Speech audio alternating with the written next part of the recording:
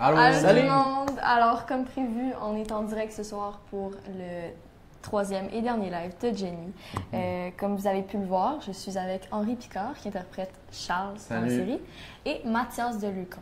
Salut! Alors, ce soir, comme vous avez pu le voir dans les 2 derniers épisodes qui ont été diffusés, dans l'épisode 17, entre autres, on suit beaucoup le personnage de Charles, qui vraiment est dans sa rechute, puis qui trouve ça très difficile. Il va être contacté par les soins palliatifs et tout ça, donc ça devient vraiment intense. Puis Jenny essaie de l'aider. Fait que c'était un épisode assez émouvant. Puis on va être là. Non, ça va pas bien. Puis on se passe les doigts pour que ça aille bien, mais on est là ce soir pour répondre à toutes vos questions sur la maladie. Mathias aussi qui va pouvoir intervenir. Fait que soyez libres de nous poser toutes vos questions. Sur ce, je te laisse te présenter. Bien, bonjour, moi c'est Mathias Gomez-Taillot. Comme Émilie l'a dit, je travaille à Leucan. Je suis responsable des activités socio-récréatives au niveau provincial à Leucan. Donc, mon travail est d'organiser plein de types d'activités pour les membres de Leucan, donc les familles qui ont un enfant atteint de cancer au Québec, et ce qui m'amène à côtoyer beaucoup de familles qui ont un enfant atteint de cancer. OK. Ouais. Ben, toi, on sait qu'Henri est dans la série. Ouais, c'est ça. Moi, je joue un personnage de série, puis c'est ça. J'ai rien d'autre à dire sur moi. J'ai 17 ans. C'est parfait, ça. Fait qu'en gros, juste pour vous rappeler comment ça fonctionne, pour la première partie, on va répondre à quelques-unes de vos questions qu'on a déjà reçues plus tôt dans cette semaine. Puis ensuite de ça, on va vous reparler du défi émotion. Ça va être pour la deuxième partie. Et pour la troisième partie, on va faire un retour sur vos questions. Fait qu'on va vraiment être là pour jaser avec vous. Donc, on commence ça. Première question. Bonjour Émilie, Henri et Mathias. Nous avons reçu des premières questions cette semaine pour vous. Question pour Henri de Nina. Comment est-ce que Charles vit sa rechute? Est-ce que ça arrive souvent? Charles, je dirais que c'est sûr qu'il vit mal. C'est la pire nouvelle que tu peux apprendre après t'être battu puis avoir donné tout ce que tu as pour vaincre ton cancer. Fait que c'est sûr que lui, comment il prend ça, c'est comme s'il voulait même pas l'accepter. Il veut pas en parler aux autres parce que si on parle aux autres, ça devient encore plus vrai pour lui, fait qu'il essaie juste de le cacher. Il y a Jenny qui vient de vaincre un cancer avant. Ils se sont battus ensemble pour vaincre leur cancer, puis lui, il se fait dire, il retombe là-dedans. Fait qu'il veut pas nécessairement lui en parler parce qu'il veut pas la ramener dans cet environnement-là de cancer, puis à l'hôpital, puis tout ça. Fait qu'il est mieux pas lui dire, puis lui cacher ça en lui racontant une autre chose. Puis il est très renfermé, disons, dans saison 2, puis il communique beaucoup ses émotions par ses dessins. Il va beaucoup dessiner, puis il va traduire comment il se sent par ses dessins, par sa passion qui est le dessin. Donc, comme ça. Puis des rechutes, moi je suis pas un professionnel là-dedans, mais je sais que ça dépend de personne en personne, mais ouais, ça peut arriver. Ça peut arriver plusieurs fois. Je pense que... En effet, les rechutes font partie de la maladie. Donc, on peut retomber en rechute. Puis la rechute ne veut pas dire nécessairement que tu ne guériras pas. Okay? Ouais, c'est un retour de la maladie. Ouais. Il faut se rebattre. Puis J'ai un ami d'enfance. Je me suis basé sur ça un peu pour le personnage. Lui, dans vraiment sa jeunesse, comme proche de l'adolescence, mais encore dans l'enfance, il a eu 3 cancers. En fait, il a fait 2 rechutes. Puis il s'est battu pendant plusieurs années de sa jeunesse. Puis encore aujourd'hui, il est encore là, puis je le vois régulièrement, puis ça va bien, puis il s'en est sorti. Donc, tout est possible. Ouais. Prochaine question pour moi de José Desmarais. La série est tellement proche de la réalité. Est-ce que vous avez rencontré des jeunes, des parents qui vous ont guidé dans l'écriture?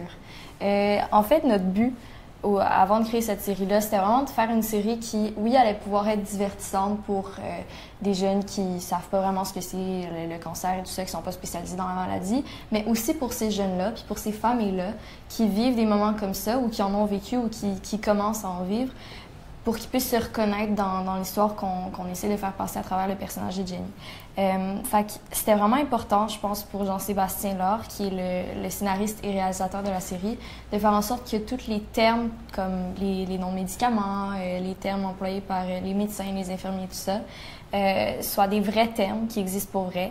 Donc, c'est sûr qu'il y a eu un contact avec des gens qui travaillent là-dedans.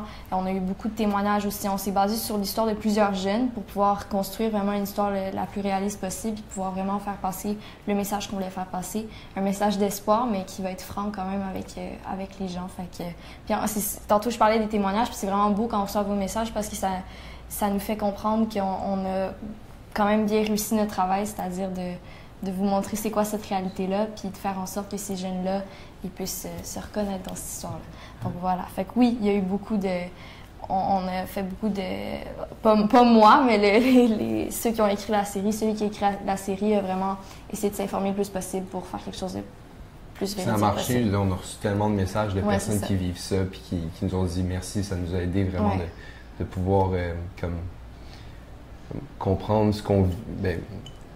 de montrer la vraie version. C'est ça, exactement. Sans les déprimer non plus sur le sujet. Parce qu'il y en a qui pourraient se dire, je vais pas regarder une série sur le cancer si j'ai cette maladie-là. C'est exactement. Mais ça a été fait d'une façon que il n'y a pas cet effet-là, en fait. Ouais. Yeah! Prochaine question pour Mathias. De Vie Lessiège. J'espère que je dis ton nom de famille comme il faut. Vous faites quoi, le camp, pour aider les enfants atteints du cancer? Comment nous, on peut aider un proche qui a un cancer? Bien, déjà, ce que Leucan fait pour aider les familles atteintes de cancer, il y a deux principaux aspects. Le premier, c'est le service aux familles. Okay? Donc, Leucan, dès les premières étapes de la maladie, dès l'annonce du diagnostic, Leucan est là. Okay? On soutient les familles au niveau financier. Parce qu'on le comprend, c'est des moments difficiles pour la famille. Ouais. Ça se peut qu'il y ait un parent qui doit temporairement laisser son travail pour être proche de son enfant. Donc, on peut les aider à ce niveau-là. On les aide au niveau socio-récréatif et c'est là que moi, j'entre en jeu. Donc, faire des activités pour briser l'isolement, pour que le jeune qui, en ce moment, ne pourrait pas peut-être profiter d'un camp de vacances, bien, nous, on leur offre un camp de vacances sécuritaire pour qu'il puisse venir avec sa famille. Donc, au niveau socio-récréatif, comme je l'ai dit, dans les activités, on l'a vu dans Jenny, la massothérapie. Le camp offre de la massothérapie en centre hospitalier, entre deux rendez-vous pour le parent, mais aussi à la maison. Donc, ça, c'est un autre des aspects qu'on a. On a des bourses de séquelles aussi. Le cancer, ça laisse malheureusement des séquelles. Donc, il y a des bourses qui est offertes aussi aux jeunes qui ont eu des séquelles. Puis l'autre aspect aussi, ben, le camp soutient la recherche, pour trouver des meilleurs remèdes. Comment? C'est vraiment, je pense que c'est vraiment un bel organe et ça fait vraiment des belles choses. D'ailleurs, là, je vais passer à la deuxième partie du live. Je vais vous faire un petit rappel sur notre fameux défi émotion. Je vous remets en contexte, puis je vous l'explique à vous deux parce que je sais pas si... Ouais, ça, c'est juste là, je suis prête. OK. En gros, le défi émotion, on a voulu créer ça avec toute l'équipe de Jenny pour inciter les jeunes et les moins jeunes, c'est libre à tous, à inciter les jeunes à s'exprimer sur leurs émotions, sur comment ils se sentent, que ce soit positif ou négatif. Fait qu'en gros, ce que tu peux faire, c'est partager sur les réseaux sociaux ton émotion du moment, du jour ou de la semaine, mettre un espèce de GIF, si c'est sur Instagram par exemple, puis mettre le hashtag défi émotion, pas d'accent avec un S à la fin d'émotion. Et le plus beau là-dedans, c'est que c'est maintenant au profit de Leucan. Donc à chaque défi émotion relevé, il y a $1 qui s'en va à la fondation de Leucan. Donc c'est pour une belle cause. Et on vous encourage fortement, premièrement, à parler de ce que vous ressentez, puis deuxièmement, à aider Leucan à faire toutes ces magnifiques choses qu'ils peuvent faire. Oui. Donc, on va participer. Ce qu'on montre... OK, on va vous montrer comment faire. On va vous montrer comment faire dans quelques instants. Place au quiz... Voyons, ça va bien aller. Place au quiz émotion. Mathias, quand est-ce qu'on ressent de l'anxiété durant ou après son cancer? Je vous dirais que c'est pas mal dans les deux cas. Hein? Tu l'as bien montré durant les traitements. C'est un peu l'inconnu. Tu ne sais pas. Tu sais pas comment ça va se passer. Tu sais pas comment tu vas réagir à tel médicament. Donc ça, c'est beaucoup d'anxiété. C'est de l'anxiété pour les parents aussi. Oui. Les parents ont beau vouloir essayer de le cacher à son enfant, mais c'est difficile, c'est stressant. Puis bien, tu l'as aussi très bien montré dans la série, après les traitements, c'est comme si... Ça te suit encore. Ça te suit encore, exactement. Moi, j'ai déjà vu des jeunes qui ont passé comme un diagnostic, comme Jenny a eu de leucémie, c'est 2 ans de traitement, 2 ans de stress. Puis, même si après plusieurs années, il y a le stade de la guérison, le jeune a tellement été stressé, ou même le parent a tellement été stressé que ça reste une personne stressée ou angoissée. Pas nécessairement pour la maladie, mais juste... En général. En général, oui. Ça peut être un effet secondaire pour ça Donc, c'est important d'en parler. Il faut en parler, puis sans n'ayez pas stress. peur aussi d'aller voir quelqu'un pour vous aider peut-être. Oui, on a tel jeune aussi qui a participé, entre autres, juste avant que ce soit avec le camp, c'était avec tel jeune qu'on ramassait des sous avec les défis émotions. Fait que c'est vraiment ça, on veut vraiment vous encourager à vous laisser aller vous exprimer puis partager ce que vous ressentez. Émilie, comment fait Jenny pour apporter à Charles la joie malgré sa rechute? Je pense que pour Jenny, c'est vraiment important pour elle d'essayer d'enlever la maladie de la tête à Charles, puis d'essayer de l'encourager, de ne pas lâcher, parce que Charles est dans une passe où je pense que c'est vraiment difficile pour son personnage. Il a l'impression que ça va aboutir à quelque chose d'horrible, puis Jenny veut pas que ce soit ça qui arrive, puis elle veut surtout pas que lui il se mette ça dans la tête, elle veut qu'il garde espoir. Donc je pense qu'elle essaye de lui parler, de lui changer les idées, puis en même temps de... Elle aussi, Jenny est passée à travers ça, ben là c'est rendu à son tour de comme aider l'autre personne. Oui, c'est ça. Puis Jenny a on le voyait déjà, on pouvait le sentir un peu à la fin de la saison 1, qu'elle avait cette envie de redonner. Et après ce qu'elle a vécu, elle a envie d'aider les gens autour d'elle. Puis je pense que c'est difficile pour elle à chaque fois qu'elle va à Charles. Je pense qu'on le voit dans certaines scènes, même dans l'épisode qui est passé ce soir, que elle trouve ça tough, puis elle veut tellement se montrer comme encourageante face à Charles, mais elle, je pense qu'on peut les utiliser, nos beaux cartons sont là pour ça, mais face à Charles, je pense que ce serait la joie.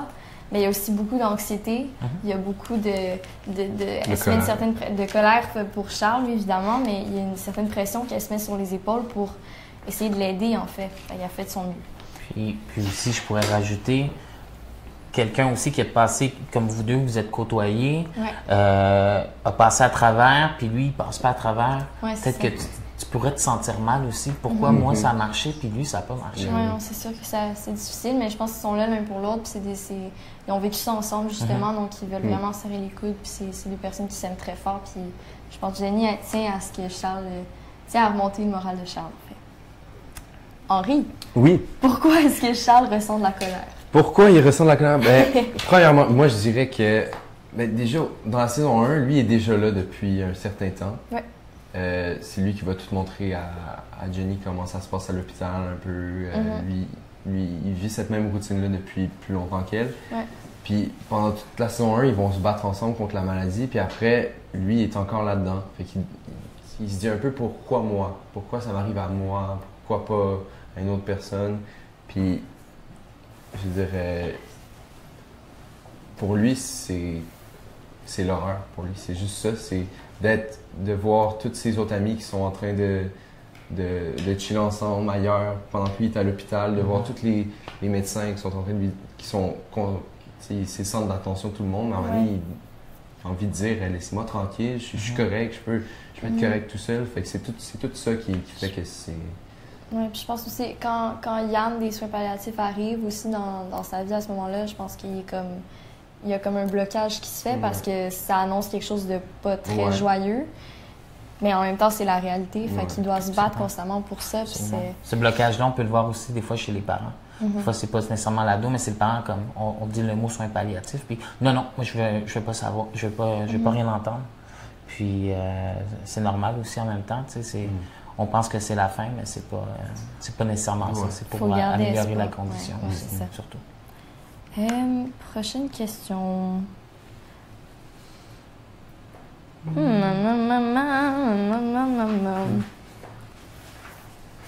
Excusez, il y a un petit bug de la technologie. Je pense qu'on a un défi. On fait-tu le défi? Ouais. C'est-tu le temps de faire ça? Ça défi? OK. Bon, ben faisons ça. Prenons tous une émotion. Prenons tous. Là, on vous l'aurait dit. Si après, vous vous demandez, on ne sait pas comment faire, il faut aller écouter le live. Ouais, c'est ça, retourner écouter le live. OK, fait qu'en gros, on peut aller se faire une story sur Instagram, mais ça marche aussi sur les autres plateformes de réseaux sociaux. L'important, c'est de mettre le hashtag à la fin. Donc, on prend une photo, donc venez, joignez-vous à moi. Attends, qu'est-ce qu'on met? Moi, j'ai pas d'émotion, c'est pas grave. Moi, je suis l'émotion. Okay. On voit pas. Yes. Hey! OK, donc là, on prend une petite photo, comme ceci. Wow! Incroyable. OK, maintenant, on va chercher dans les GIFs, on tape défi émotion, je répète, pas d'accent, puis un S à la fin de émotion. Après ça, en un mot, fait comme ça. Puis après ça, on va tomber sur tous les GIFs différents pour toutes les différentes émotions. Fait que nous, comment on sent? Qu'est-ce qu'on pourrait mettre comme GIF? Pour vrai, moi, je me sens très bien en ce moment. Je sais pas s'il y a la joie, là. Oui, il y a la joie. On pourrait mettre la joie. C'est ça. Vous devez utiliser les GIFs parce que vous n'avez pas ça comme nous. Nous, on est quand même chanceux. Mais ils sont incroyables, ces GIFs. Ouais, utilisez-les. Et ensuite, on va écrire le hashtag, donc défi, émotion, pas d'accent, avec un S, je le répète, mais c'est important. Défi, émotion. Et puis, ensuite, ben, c'est aussi simple que ça. Ça prend quelques secondes. Tu publies ça et tu viens de remettre $1 à Leucan. Donc, c'est formidable. C'est si simple et si beau. Ouais. Bon, alors maintenant, vous savez comment faire. On va passer à la troisième partie de notre live. On est prêt pour vos questions. Êtes-vous nerveux? Shoot! Un peu. Ça va bien aller. On est prêt. Posez-nous toutes vos questions. On est là pour ça. De toute façon, on les choisit. Fait que si on en a des questions trop gênantes, on les répondra pas. OK. Il y a Sabrina Gascon qui dit « Qu'avez-vous appris de nouveau sur le cancer grâce à vos personnages? » Honnêtement, beaucoup. Beaucoup. Moi, en plus, avant de tourner la saison 1, j'ai pas voulu rencontrer de jeunes malades et tout pour la simple et bonne raison que mon personnage, en début de saison, n'a aucune idée de ce que c'est une leucémie. Elle sait ce que c'est le cancer parce que c'est quelque chose qu'on entend de plus en plus, malheureusement, de nos jours, mais elle n'est pas au courant de tout ce que ça implique, la chimiothérapie et tout ça. Donc, je me suis vraiment dit, OK, ben, je vais apprendre en même temps que Jenny au fil des épisodes ce que c'est, tous les termes techniques, tous les termes, toutes les choses qui se passent à l'hôpital et tout. Après le tournage de la saison 1, quand on a commencé à faire la promotion de la saison et tout, ben, ça m'a permis de rencontrer des jeunes qui avaient la maladie. Puis ça a comme été un déclic pour moi. J'ai compris plein de choses. Puis ça m'a aidé pour le tournage de la 2e saison, puisque là, c'est comme le retour sur la maladie, comment est-ce que ça la suit, comment est-ce que ça l'affecte encore.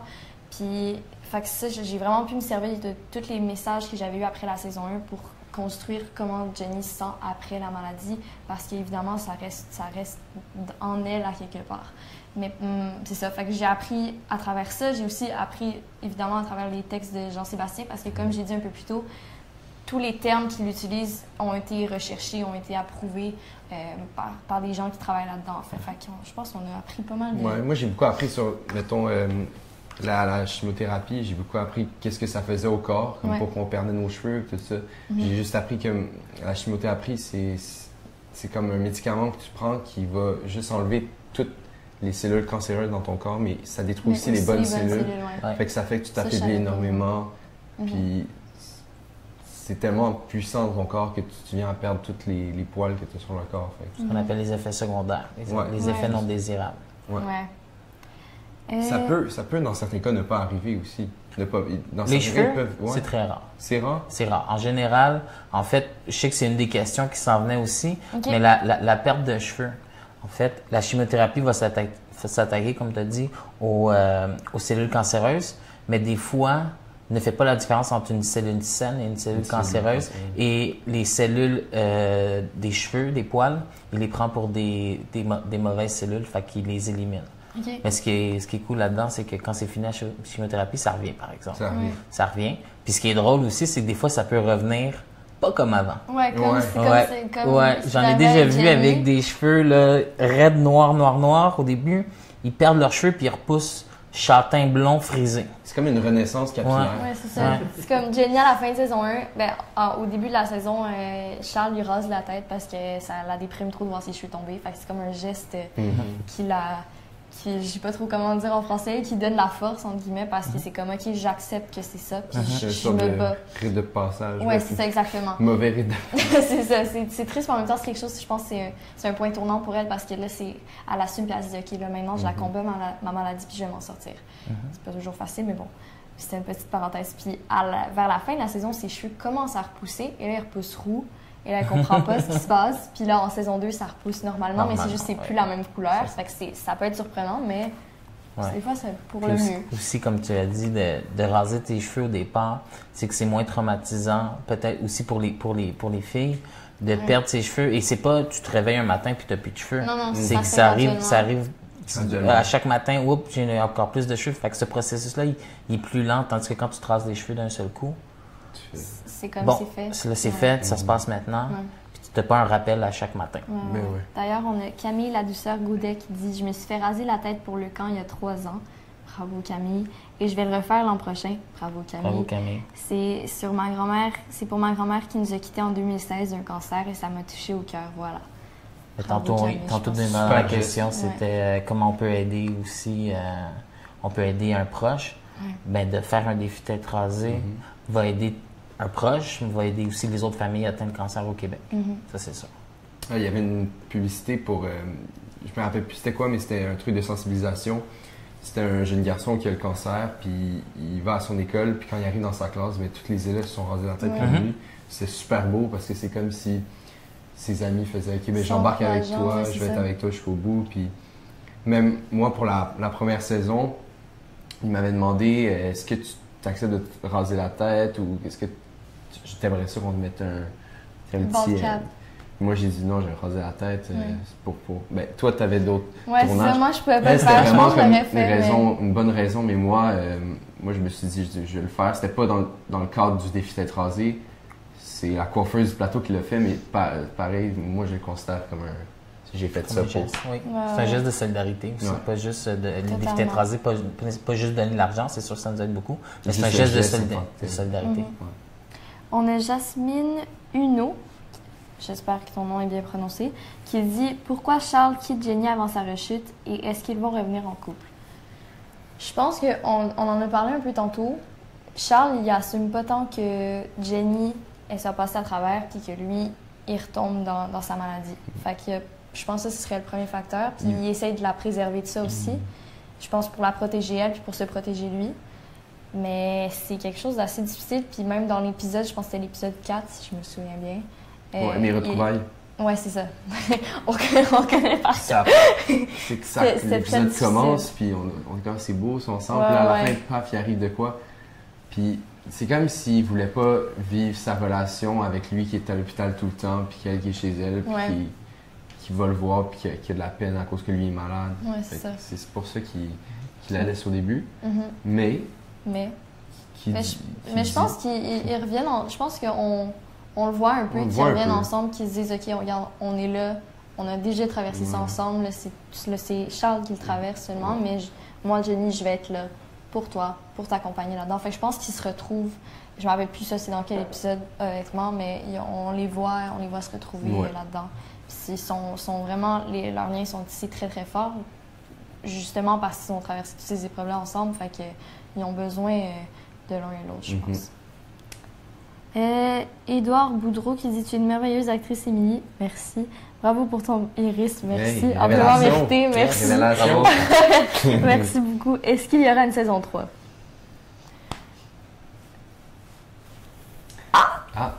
On peut rien dire. Il faut d'abord terminer la saison 2. D'ailleurs, il reste encore 2 épisodes la semaine prochaine. Il ne faut pas manquer ça. Mais pour la saison 3, vous allez être les premiers à savoir si on a une troisième. Ça va nous faire plaisir de partager ça avec vous. Nous, on aimerait bien ça, je pense, qu'il y ait une troisième saison. Sur ce, prochaine question. OK. Mais est-ce que Jenny est guérie? On vient de voir récemment l'épisode de Mon dernier traitement. Ça, c'était la dernière pilule de... Méthotrexate? CCMP. CCMP, oui. Je me rappelle plus, mais je me rappelle du CCMP, oui. OK, parfait. C'est sa dernière pilule de traitement, en fait, qu'elle prend pour guérir. Parce que son traitement s'est étalé sur 2 ans. Elle est guérie. Il faut quand même encore prendre des précautions, je pense, si j'ai bien compris tout l'aspect technique de ça. Mais c'est son traitement, ses médicaments sont terminés, en fait. Puis ça, c'est quelque chose qui me fait vraiment peur parce que tout d'un coup, il n'y a plus personne qui l'observe, il n'y a plus personne qui s'assure qu'elle est correcte. Même si son père et sa famille, ils sont là pour ça, mais... Il y a quand même quelque chose d'un peu insécurisant puisque là, tout d'un coup, premièrement, elle n'est plus à l'hôpital depuis plusieurs mois et deuxièmement, elle n'a même plus les médicaments pour l'assurer que ça ne reviendra pas. C'est comme le détachement de l'hôpital et tout ça. En effet. C'est 2 ans de traitement pour la leucémie. On l'a vu dans la saison 1, Jenny, pendant ce qu'on appelle l'induction. Donc là, on se fait bombarder de chimiothérapie, on perd les cheveux et après la plus longue partie des traitements, se font... tu es déjà de retour à la maison, tu as de la CCMP, par exemple, il y a d'autres pilules. Puis là, tu commences à reprendre un peu ta vie, mais tu n'es pas encore au top. Mais c'est tranquillement, ça commence à revenir. Fait que tu reprends de la confiance, mais tu as toujours tes médicaments qui font comme... Tu sais, mon filet de sécurité est encore là.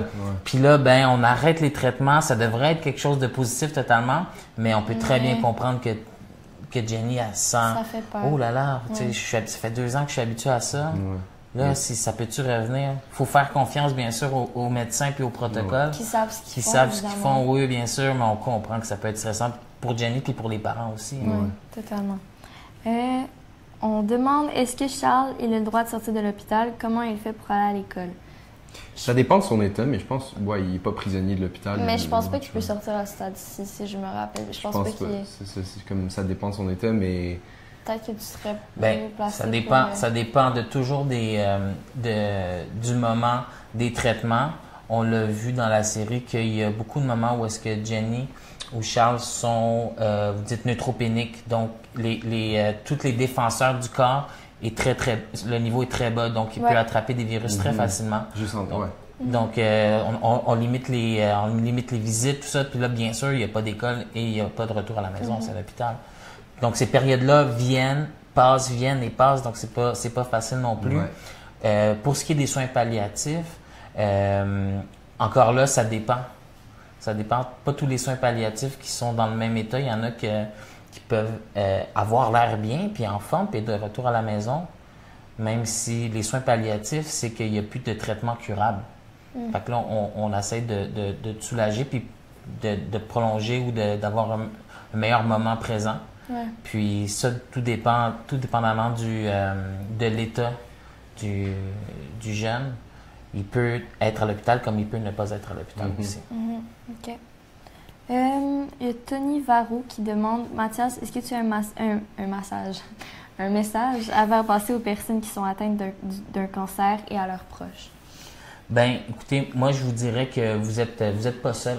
Moi, dans Jenny, ça m'avait frappé quand Jenny voulait rencontrer des gens, des jeunes filles ou des jeunes ados qui avaient vécu la même chose que elle, puis qui vivent les mêmes choses. Et sachez que le camp organise des activités parce que vous pouvez côtoyer des ados. D'ailleurs, il y a un groupe qui s'appelle Cœur d'Espoir. Je salue tout le monde de Cœur d'Espoir si vous êtes là, qui nous écoutez. Pour les 12-18 ans, des activités à travers l'année, que ce soit un week-end en base de plein air, des fois c'est une initiation curling, mais tout ça, c'est des activités encore là dans un cadre sécuritaire, mais qui vous permet d'échanger entre ados. Les frères et sœurs aussi sont invités à ces activités-là, donc toute la réalité du cancer, que tu sois, même les guéris ils peuvent revenir aux activités. Donc tu peux voir aussi une lueur d'espoir, tu peux voir, tu as eu le même cancer que moi, ok, puis toi, tu es dans le stade guéri, c'est génial. Donc, donc, vous n'êtes pas tout seul. Tout est possible aussi, comme je disais tantôt, mon ami, il a eu très jeune un cancer après 2 rechutes, puis aujourd'hui, il est en pleine santé, puis ça va bien. Fait que pour vrai, il y a toujours des chances que tu guérisses, toujours. Il y a Mirali Roy qui demande, est-ce que cette expérience vous a fait grandir en tant que personne? Moi, je dirais que oui. Moi, je dirais que oui aussi. Comme à travers tout ce qu'on a raconté, je pense, dans le live. Tantôt, il y avait une question sur ce qu'on a appris. On apprend beaucoup de choses sur la réalité de ces gens-là. Puis on apprend beaucoup de choses sur le fait que, tu sais, on est en santé, nous, on a la chance d'être en santé. Si on peut venir en aide à ces personnes-là, si on peut faire passer des messages par notre métier, c'est juste vraiment formidable. Puis, c'est ça, moi, je pense que ça m'a fait grandir. Jenny m'a apporté quelque chose, c'est ça. Surtout avec la saison 2. De voir la continuité, tout ça, que quand j'ai lu la saison 2, ça m'a bouleversé quand même. Puis j'ai regardé un film avant de tourner la série qui s'appelle My Sister's Keeper. Puis c'est sur le parcours d'une jeune fille, puis que sa sœur qui est atteinte d'un cancer, puis c'est comment toute la famille vit ça. Puis ça m'a beaucoup marqué, ce film-là. Vous regarderez My Sister's Keeper, mais c'était sur Netflix avant, là c'est plus sur Netflix. Mais c'est c'est disponible dans le monde. J'en doute pas. Donc, je pense désolé pour ceux, on n'a pas eu le temps de répondre à toutes les questions. On va essayer de répondre si possible plus tard, mais il faut qu'on arrête le live. Donc, on vous remercie vraiment d'avoir été avec nous. Merci pour vos questions. Merci encore pour les témoignages qu'on reçoit depuis quelques jours. C'est vraiment touchant et c'est important pour nous, comme je vous disais. Je vous rappelle de participer au défi émotion pour partager vos émotions et pour contribuer à donner des profits à Leucan. On a entendu toutes les choses formidables qu'ils peuvent faire. Ce n'est qu'une partie de ce qu'ils font. Fait que je vous encourage à participer à ça. Et manquez pas les 2 derniers épisodes de la saison 2 de Jenny. Ça va être incroyable. Au revoir. Merci. Au revoir. Ciao, ciao. Est-ce que c'est coupé? Tu vois, on est encore là. Coupé, on est encore là. Hey! On est encore là? Toujours un petit peu. C'est bon.